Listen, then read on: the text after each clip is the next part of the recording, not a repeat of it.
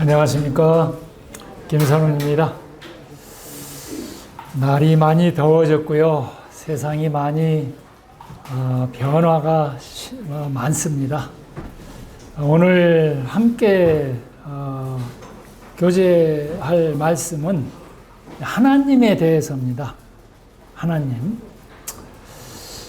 이 하나님이 참 만유의 주제시지요. 얼마나 광대하십니까?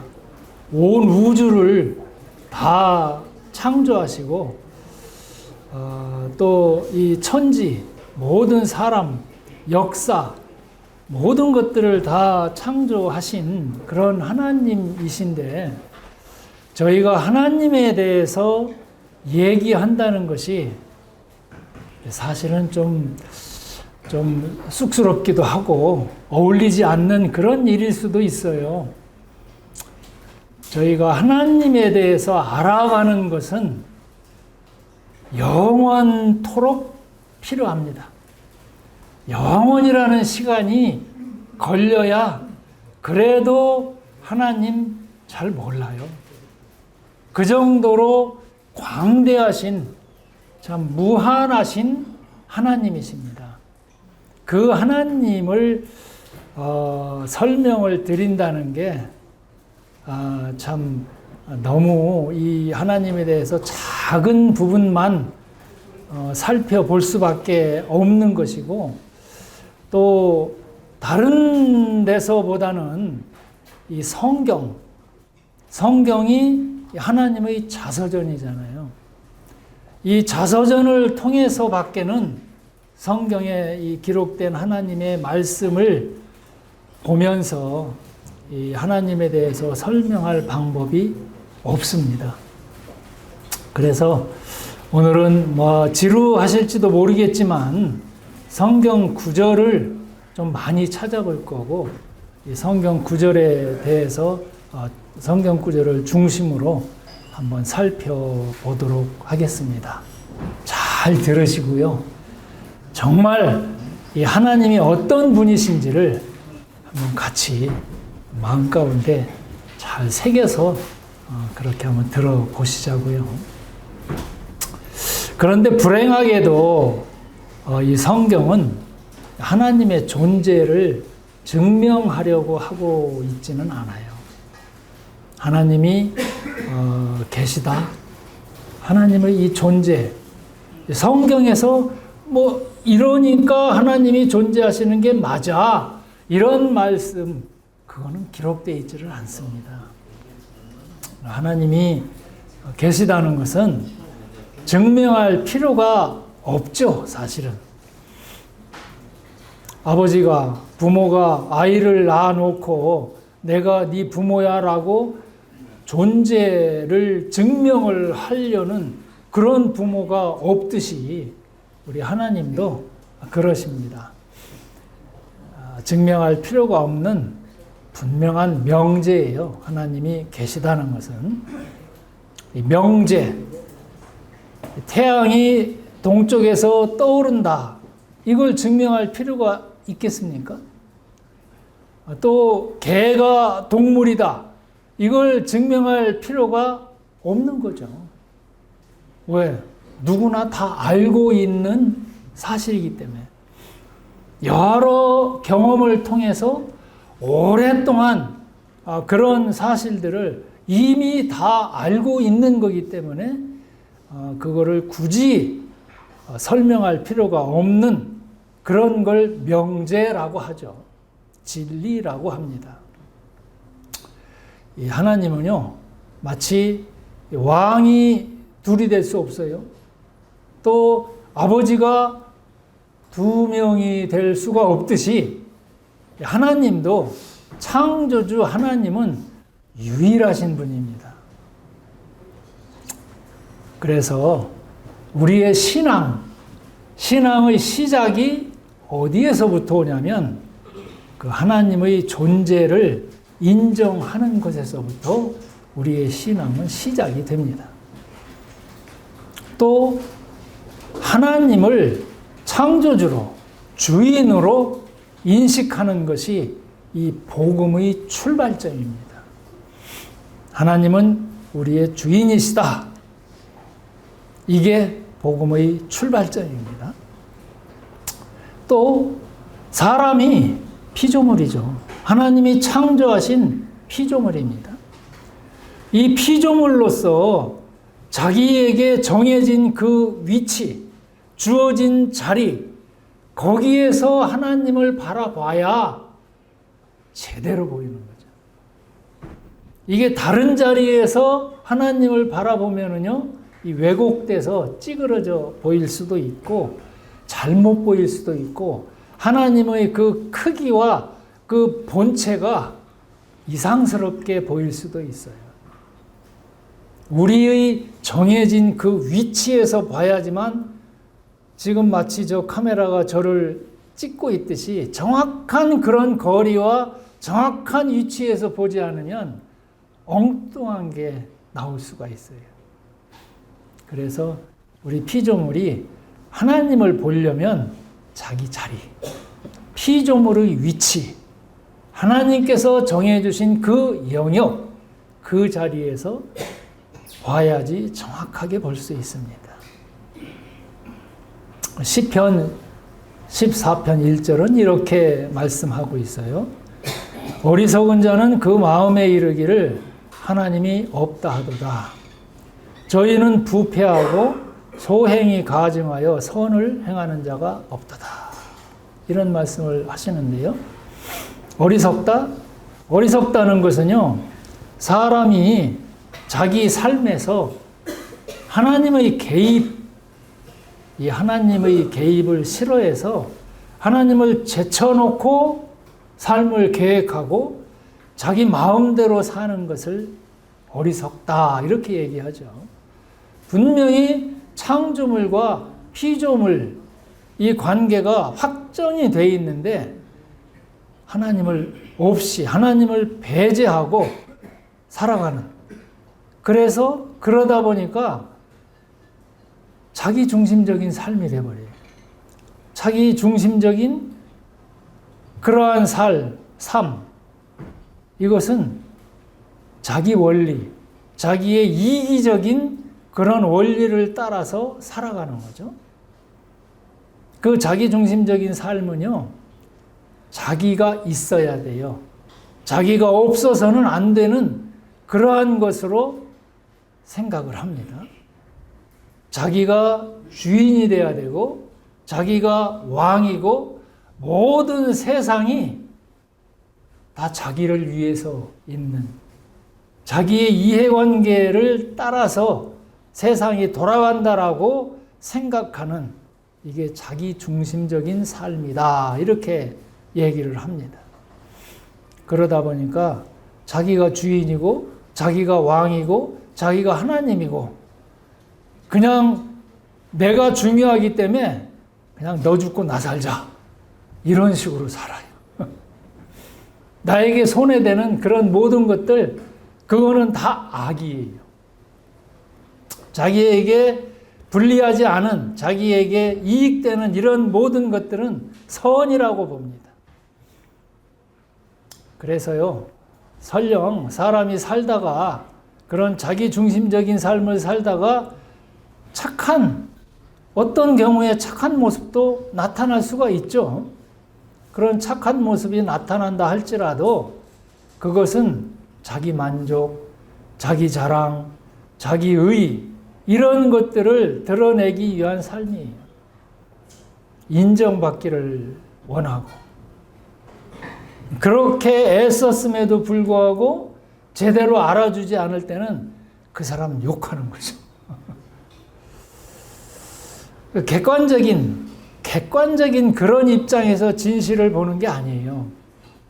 항상 주관적인 자기 입장을 따라서 판단을 합니다. 이게 자기 중심적이라는 거죠. 그래서 어리석다라고 하고요. 하나님이 없다고 얘기를 하는 이런 사람들, 어리석은 건데요. 사실 하나님이 없다라는 것을 증명을 해보라고 그러면 글쎄요, 증명할 사람 있을지 모르겠어요. 증명 못하죠. 증명하기 위해서는요, 하나님이 만들어 놓으신 그 온 우주를 샅샅이 다 뒤져봐야 돼요. 정말 있는지, 정말 없는 건지, 샅샅이 다 뒤져보고, 또 한순간에 그 우주 끝에서부터 다른 끝까지 다 봐야 돼요. 그래야 되잖아요. 하나님이 이쪽에 계시다가 저쪽으로 갔는지, 아니면 안 보이기 위해서 어디 숨으셨는지 모른단 말이에요. 정말 하나님이 안 계시다라는 것을 증명하려면 그렇게 해야 돼요.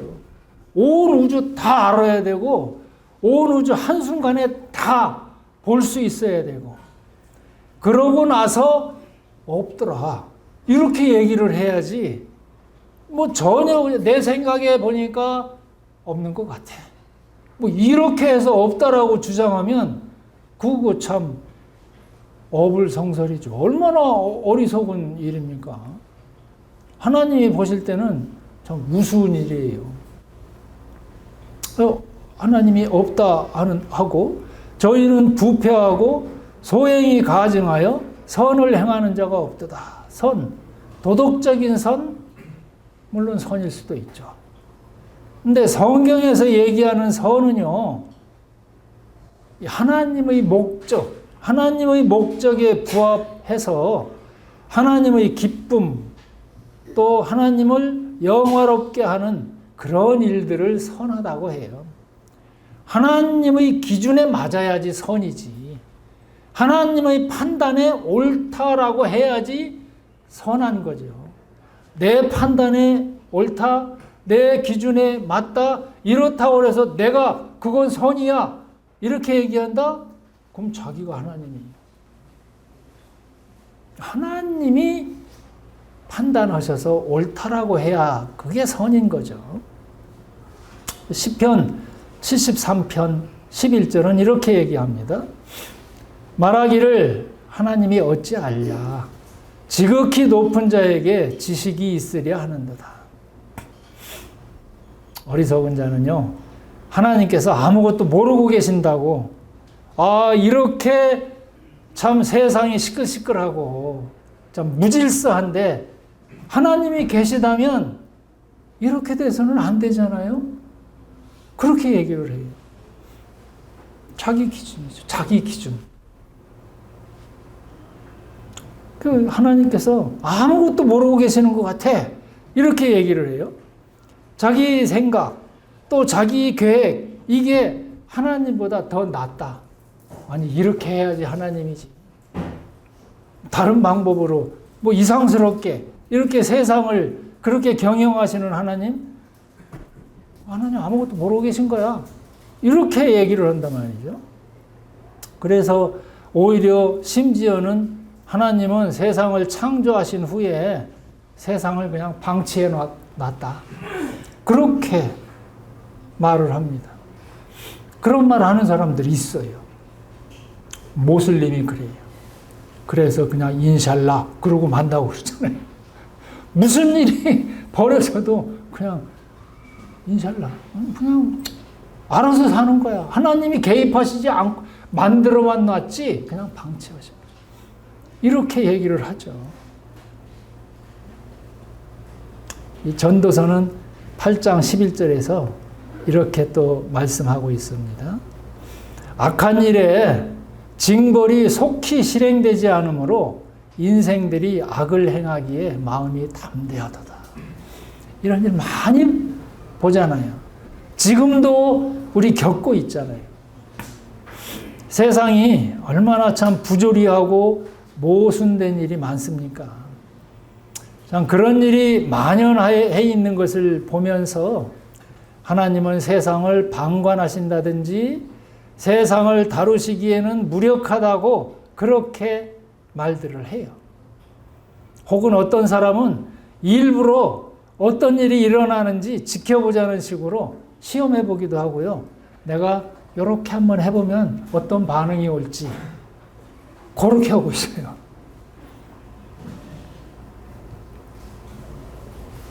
뭐 이런 정도야. 다른 사람도 뭐 다 저지르는 거지. 나는 그래도 저 사람보다는 좀 낫지 않아? 이 깝죽거리고 나대고 그러는 거죠. 그러나 하나님은요, 모든 악을 다 컴퓨터보다도 더 정확한 하나님의 컴퓨터에다 다 입력시켜 놓고 계세요. 바늘도둑이나 소도둑이나요, 도둑인 것은 마찬가지죠. 바늘도둑이라고 도둑, 그러고 소도둑이라고 도둑, 뭐 이러지 않아요. 하나님께서 보실 때는요, 그 도둑이나 다 도둑이에요. 죄라는 것은 이 횟수가 늘어갈수록 담대해지고 세월이 갈수록 커지는 거잖아요. 바늘도둑 하다가 안 들키면 더 점점점 커져서 소도둑 되는 게 우리 인생입니다. 그래도 하나님께서 이 징벌이 속히 실행되지 않도록 왜 그러시느냐? 오래 참고 계셔요. 우리에게 참 회개할 기회를 주시기 위한 거죠. 하나님이 어떤 분이시다라는 것을 말씀해 주시는 거예요. 하나님의 자기 계시라는 말이 있는데요. 자기 계시. 계시라는 말은 이 펼쳐서 보여준다. 책을, 덮여져 있는 책을 펼쳐서 알려주고 보여주는, 이걸 계시라고 그렇게 얘기를 합니다. 이 하나님께서 자기 자신을 우리에게 보여주지 않으면 우리는 알 수 없어요. 그래서 이 성경을 통해서 가장 정확하게 하나님께서 우리에게 하나님 자신을 계시해 주십니다. 욥기 11장 7절에는 내가 하나님의 오묘를 어찌 능히 측량하며 전능자를 어찌 능히 온전히 알겠느냐, 이렇게 기록을 합니다. 사람은요, 하나님을 볼 수 없습니다. 하나님 보면 죽어요. 거룩하지 못한 자가 그 거룩하신 하나님을 보면은요, 하나님의 거룩이 그걸 그냥 놔두시지 않아요. 우리 눈은 날 때부터 소경으로, 영적인 눈이 소경으로 태어납니다. 누군가가 알려주거나 가르쳐주지 않으면은요, 우리는 아무런 빛도 보지 못하고 우리 인생이 끝날 수도 있습니다. 어떤 기회를 통해서든지 간에 하나님께서 자신을 알려주시는 만큼만 알 수 있어요. 그것이 하나님의 자기 계시입니다. 물론 받아들이려고 하는 우리 마음이 어떤가에 따라서도 결정이 되는 거죠. 하나님께서 만드신 만물에게 하나님의 영원하신 능력과 신성을 알게 하셨습니다. 그래서 알 수도 있기는 하죠. 조금씩이라도. 불분명하지만, 흐릿하지만 하나님이 존재하시는 것과 하나님의 그 일하시는 그 능력을 알 수 있어요. 이 광대하고 참 무한한 그런 우주, 삼라만상이 운행하는 그 광경들, 그 세상의 자연물의 신비한 모습, 꽃 한 송이. 저는 산에 자주 가는데요. 꽃 한 송이 한 송이마다요, 아무리 작은 꽃이라도 그 참 얼마나 신기합니까? 꽃술도 있고 꽃잎파리도 있고, 그 아무리 작아도 그 나름대로의 존재의 가치가 있어요. 자기 나름대로 그걸 다 표현하고 있어요. 이 참 그 신기하기도 하고 참 신비롭더라고요. 그 꽃 한 송이를 피우기 위해서요, 이 많은 기후가, 이 지구가 움직이고 그 땅이 거기 존재해 있어야 되고, 그렇더라고요. 하나님께서 그런 모든 것들을 참 주관하고 계셔요. 섭리하고 계시고. 그런 것들을 통해서도 하나님을 조금은 알 수 있어요. 로마서 11장 33절은 이렇습니다. 깊도다 하나님의 지혜와 지식의 부요함이요 그의 판단은 측량치 못할 것이며 그의 길은 찾지 못할 것이로다. 왜 이 세상이 이렇게밖에는 안 돌아가나? 그거 우리 잘 몰라요. 하나님이 주관하고 계시기 때문에 그래요. 34절은 이렇게 얘기를 합니다. 누가 주의 마음을 알았느냐? 누가 그의 모사가 되었느냐? 우리는 하나님이 하시는 그런 일에 추워도 더 우리의 어떤 지식을 더한다든지 하나님 이게 좋겠습니다라고 참모 노릇을 한다든지 이렇게 할 수가 없어요. 그런 자격이 없어요. 하나님 하시는 대로 만족하고 그냥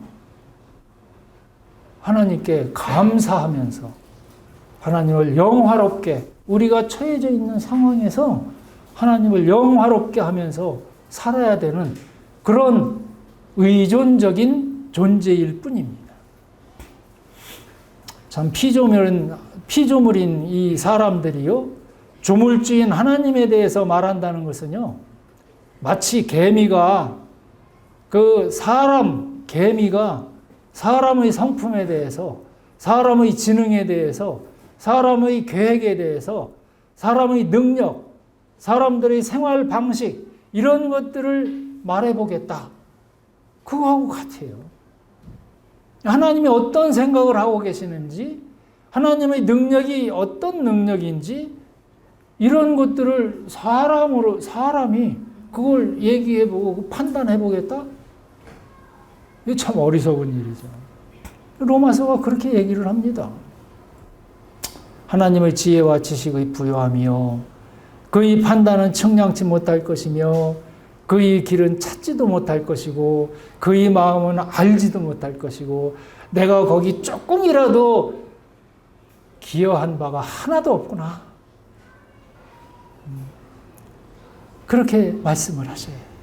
그래서 하나님께서 스스로 계시해 주지 않으면은요, 참 비루하게 살고 있는 우리는 하나님을 알 수 없어요. 하나님께서 참 다행스럽게도 우리에게 성경을 주셔서 하나님에 대해서 알도록 허락해 주셨고, 그래서 성경은 그 하나님의 자서전입니다. 그 자서전을 보고 하나님을 알 수 있고 하나님을 믿을 수도 있고 하나님이 어떤 분이시고 어떤 성품을 가지고 계시는지 또 하나님께서 어떤 것을 우리에게 주시기를 원하고 계시는지 그런 것들을 성경을 통해서 알고 믿고 실천할 수 있도록 그렇게 하셨어요. 동물한테는 없는 특별한 영의 눈, 영역을 우리 사람에게 어느 정도는 주신 거죠. 그래서 그 하나님께서 하나님의 사랑의 대상인 우리 사람이 되게 하셨고 믿을 수 있는 능력과 마음도 주셨습니다. 그것을 영적 안목이라고 부르죠. 영적인 눈이 뜨이도록 빛을 보여주시는 겁니다.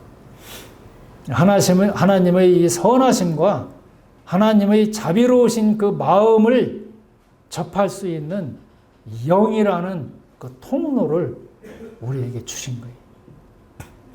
그래야 말이 통하죠. 그래야 하나님의 마음을 알 수 있죠.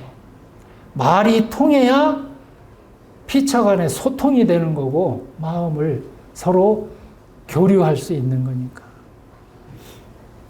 이 영이라는 것은 사람에게는 있지만 짐승에게는 없습니다. 이 영이 하나님을 알기 전에는 죽어 있는 거예요.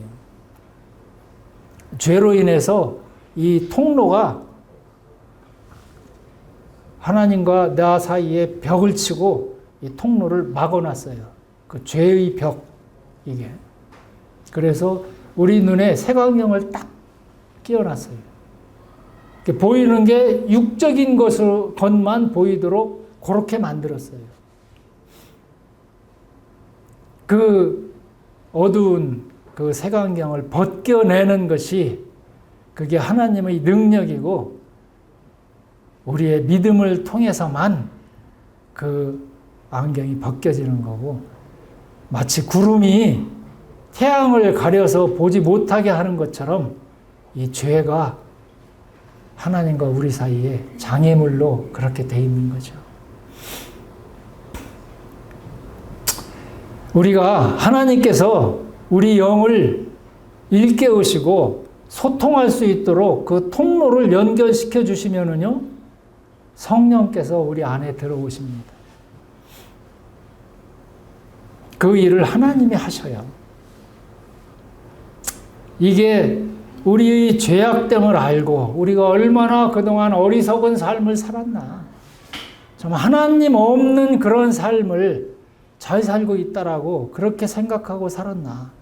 이런 어리석음을 알고 창조주이신 하나님 앞에서 얼마나 우리가 하나님의 계획에 어그러진 삶, 참 무가치하죠. 우리 그대로 살다가 가면은요, 하나님하고 아무 상관이 없어요. 무가치한 그런 삶을 살고 있었나. 또 얼마나 우리는 하나님의 일을 행하기에 무능력한가. 우리가 뭘 해본다고 하지만 하나님 마음에 드는 그런 일을 행할 수 있는 지혜도 없고요, 힘도 없고 능력도 없어요. 무능력한 자들입니다. 그래서 우리는 참 미미하고 하나님 앞에 무익한 그런 피조물인 것을 철저하게 고백하고 하나님께서 주관하시는 대로 하나님의 선하신 처분, 이것을 간구하고 하나님 앞에 모든 것을 맡길 때, 그때 주시는 그 은혜입니다. 그때 그 안경이 싹 벗겨지는 거죠. 하나님을 만홀히 여겼던 모든 죄, 만홀하다라는 건 성경에 있는 말씀이지만 좀 하나님을 소홀히 대하는 거죠. 하나님을 소홀히 대하고 하나님을 업신여기는, 내가 더 나아, 이런 그런 생각들, 이게 죄죠. 죄가 거기서부터 나오는 거고, 그런 하나님을 만홀히 여겼던 모든 죄에서 회개하고 나는 틀렸습니다. 하나님이 옳으십니다. 하나님이 행하시는 일은 모든 것들이 다 최선의 일입니다. 이렇게 자백하고 하나님 앞에 납작 엎드리는 거죠. 그게 회개입니다. 그리고 이제는 하나님을 향해서 살겠다고, 내 삶을 하나님의 처분에 맡겨드리고 하나님이 인도하시는 대로 그렇게 살겠습니다. 하나님을 대하여 하나님을 향해서 하나님이 기뻐하시고 하나님이 영광 받으시는 그러한 삶을 살겠습니다라고 작정하는 것, 이게 회개입니다.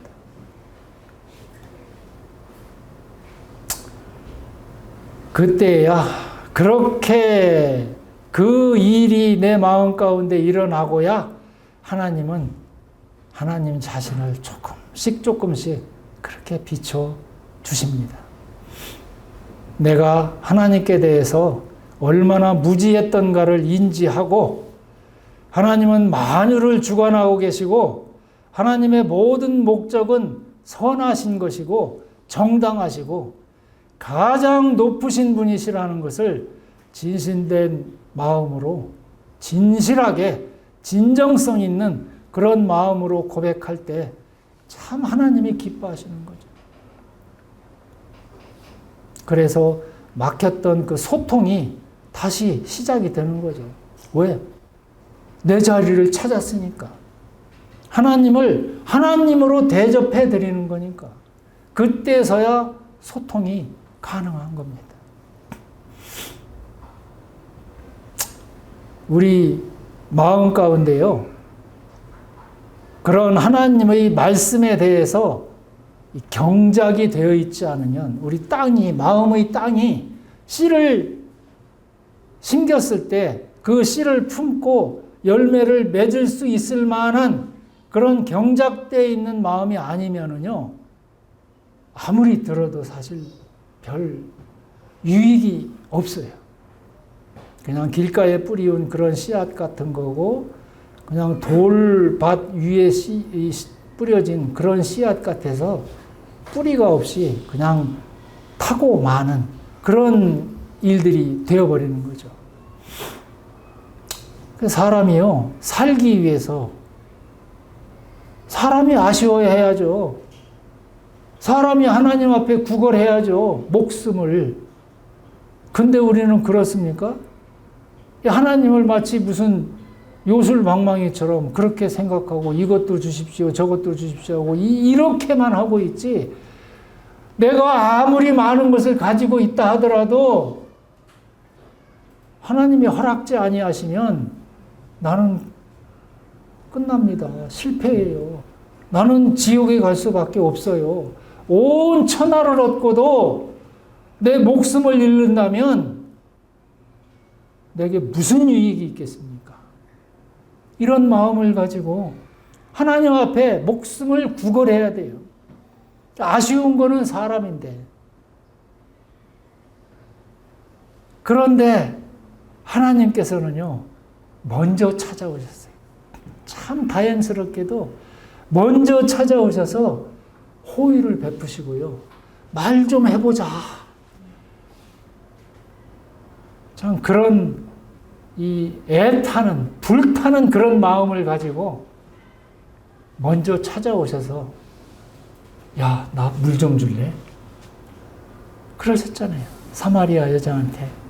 그 우물가에 그 죄 많은 여인을 향해서 나 물 좀 주라. 내가 목마르거든. 이런 호의를 부탁했어요. 하나님이. 그 필요 있어요? 필요 없어요. 사실 그 물 한 잔의 그 호의를 바라시고, 참 얘기 한마디 해보자. 그러셨던 거 아닙니까?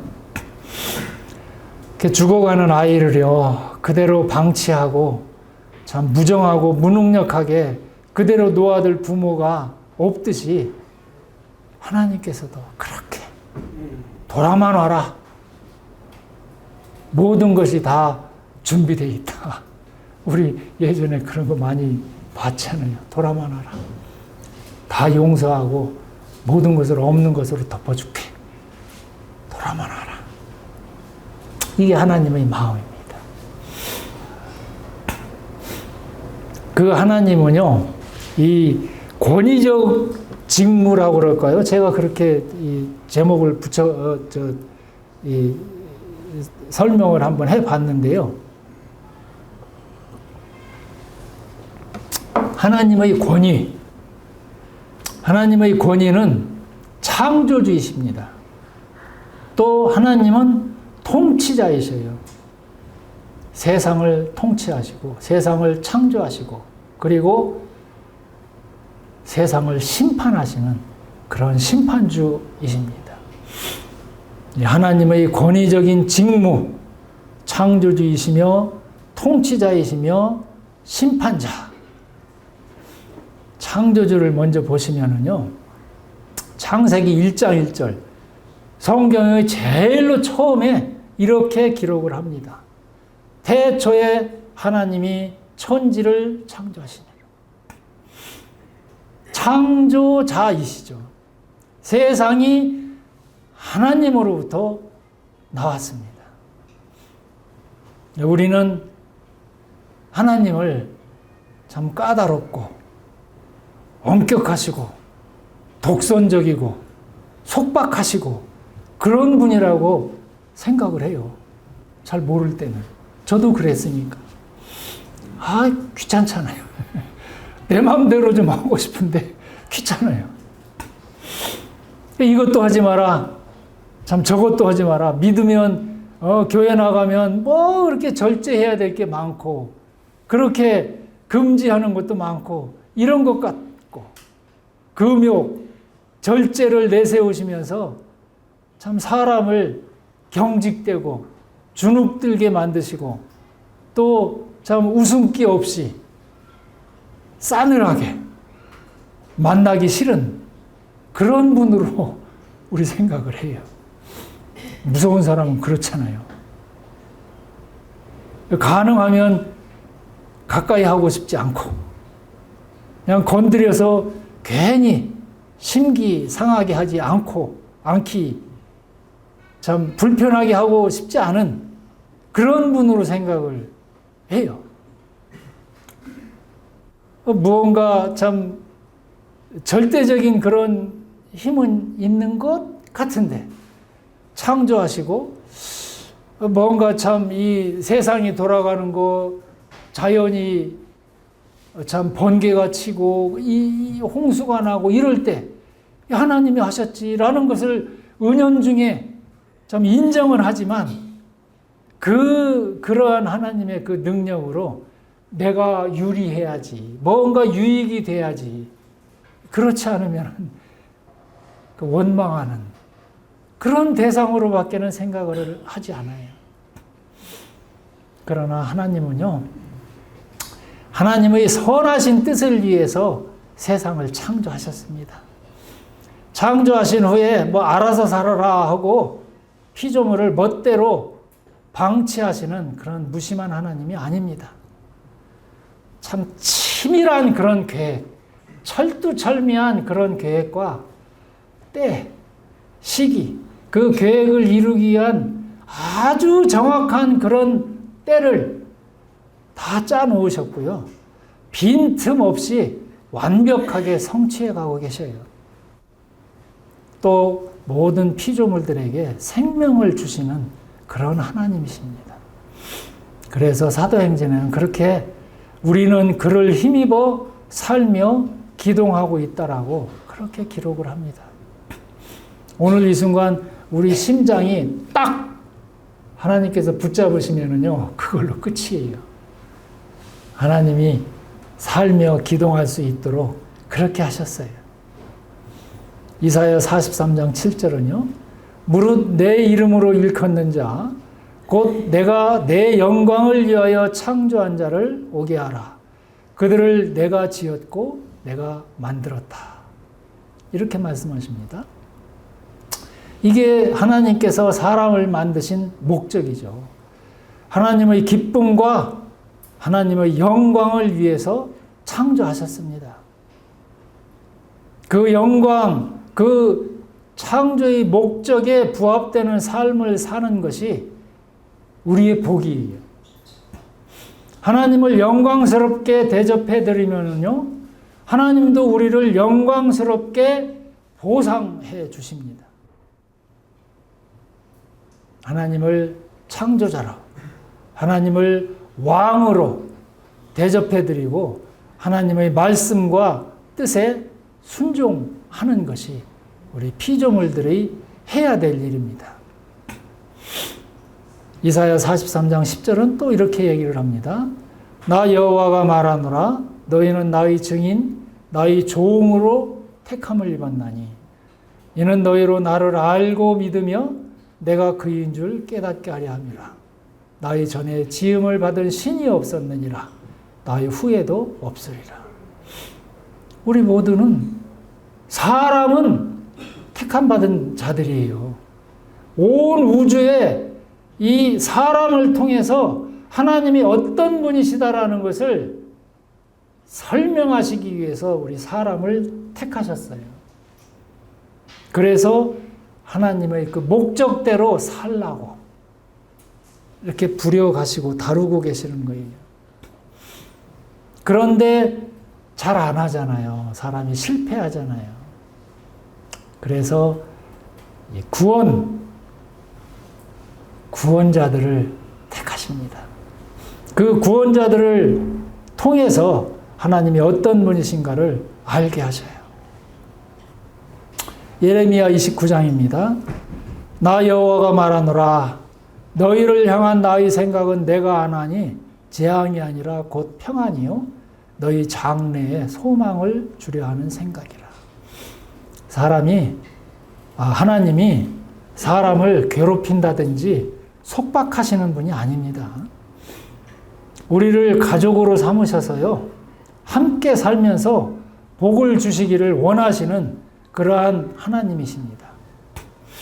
참 숨 막힐 것 같은 그런 답답함, 그런 억압이 아니고 억압인 것 같지만 그 억압 안에 들어갈 때 가장 안전해요.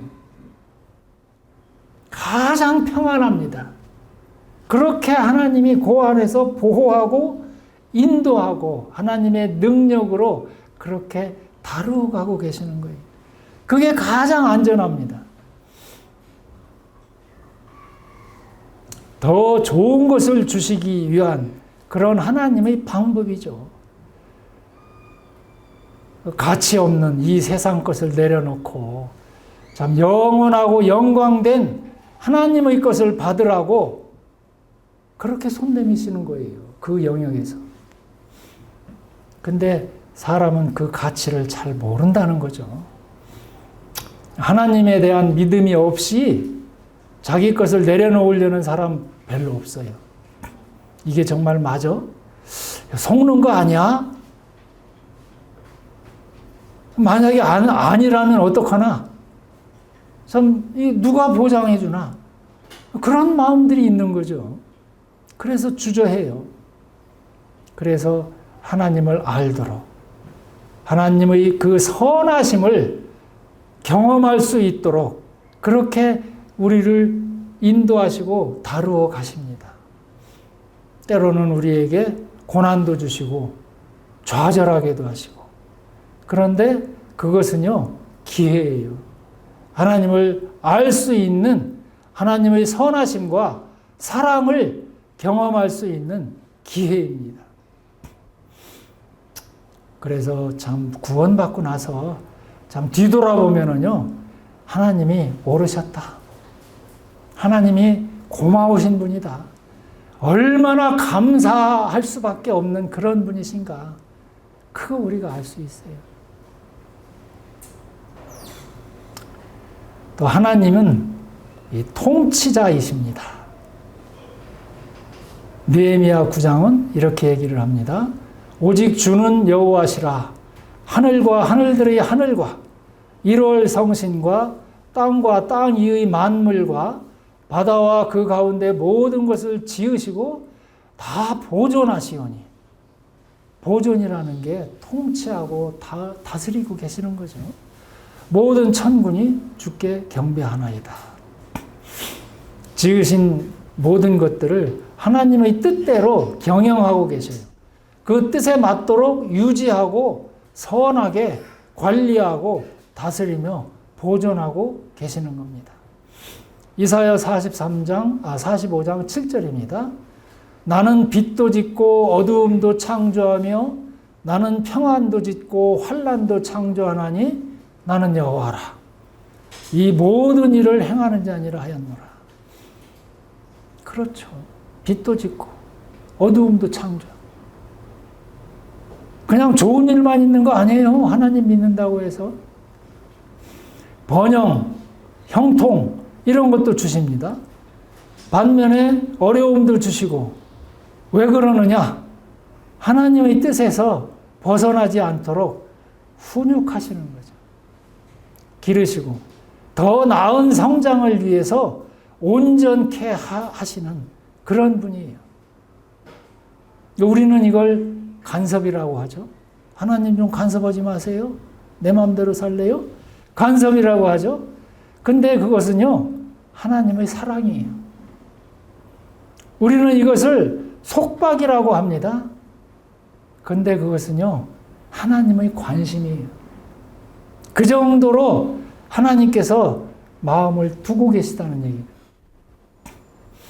마치 부모가 아이를 기르듯이 참 아이 기르면서 얼마나 조심스럽고 참 애쓰고 그렇게 길러갑니까?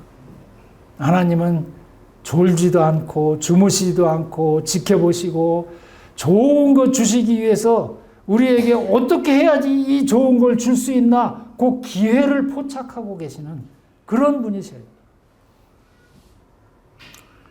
소중하기 때문에 그만큼 정성을 들여서 그렇게 다뤄가고 계신 겁니다.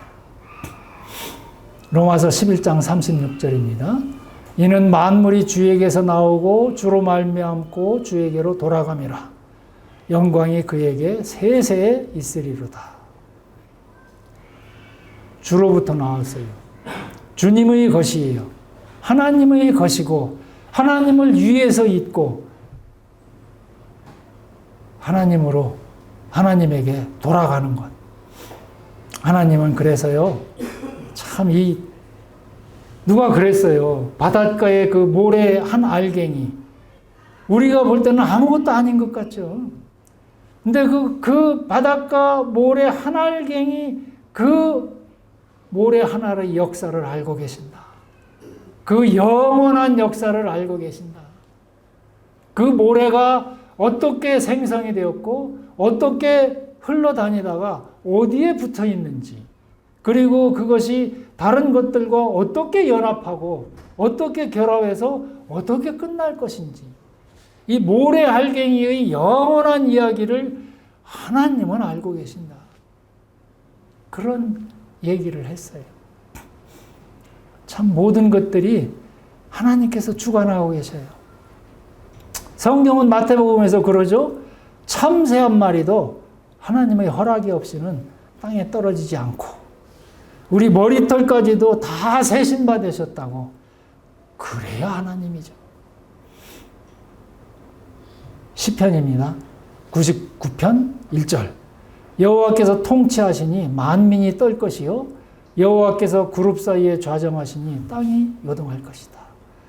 참 하나님께서 치밀하고 참 주도 면밀하고 그렇게 다루어 가십니다. 하나님의 뜻을 위한 것이죠. 통치자이시며 심판주이십니다. 하나님은 이 하나님의 심판은요, 순종했느냐 그렇지 않았느냐에 대한 그 책임을 물으시는 거예요. 사람이 어떻게 살았느냐에 대한 책임 있습니다. 사람이 자유의지라는 게 있기 때문에 그 자유의지를 이용해서 무엇을 선택하고 어떤 식으로 살았는지에 대한 책임도 함께 있는 거예요. 하나님 앞에 책임을 져야 되는 겁니다. 이게 심판이죠. 전도서는 그렇게 얘기를 해요. 하나님은 모든 행위와 모든 은밀한 일을 선악간에 심판하신다.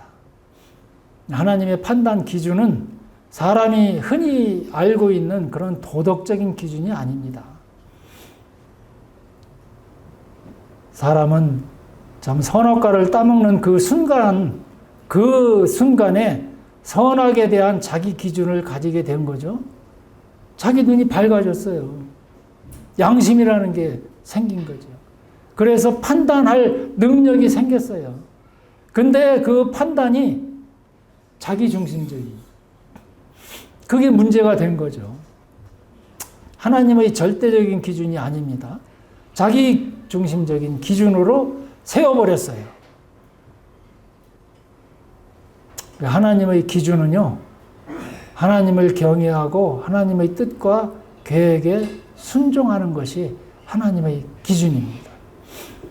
하나님을 하나님으로 대접해드리고 감사하고 경배하고 하나님의 창조 목적을 따라서 행하는 것이 그게 사람의 책임이죠.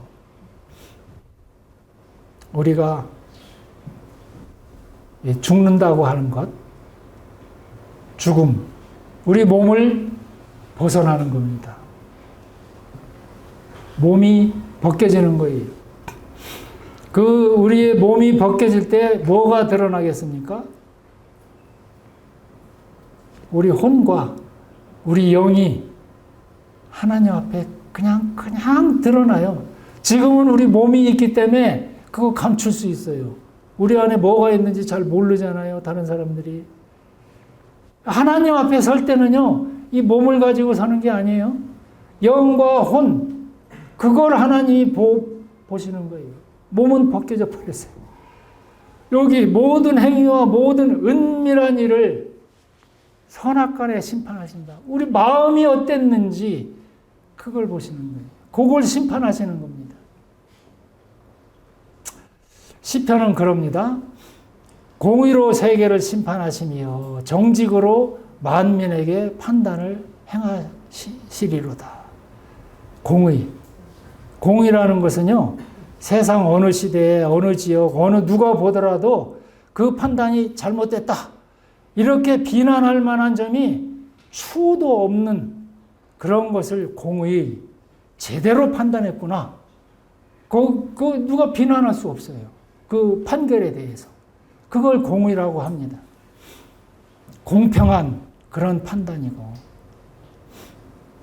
그 공평한 판단을 내리기 위해서 하나님은요, 세상의 시작부터 끝까지 모든 상황을 다 알고 있어야 돼요. 모든 사람들을 다 알고 있어야 돼요. 그 사람들이 행해놓은 그 일에 대해서 어떤 영향력을 다른 사람들에게 끼쳤는지 다 알고 계셔야 그 모든 것들을 전부 다 펼쳐놓고 이건 선이고 이건 악이야 하고 선만 딱 골라서 하나님께서 보상해 주시고 그 모든 악은 다 쓰레기통에 쳐넣는 거죠. 이게 하나님의 공의로우신, 정직하신 만민을 향한 심판입니다. 이렇게 하나님은 심판하십니다. 이런 하나님을 제대로 믿어야죠. 그래야 우리 목숨이 살게 되는 겁니다. 살려주십시오라고 내 모든 것을 다 바쳐도 내 목숨만 살려주신다면 무슨 일이든 하나님이 뭘 원하시든 나 하겠습니다. 그런 마음이 필요합니다.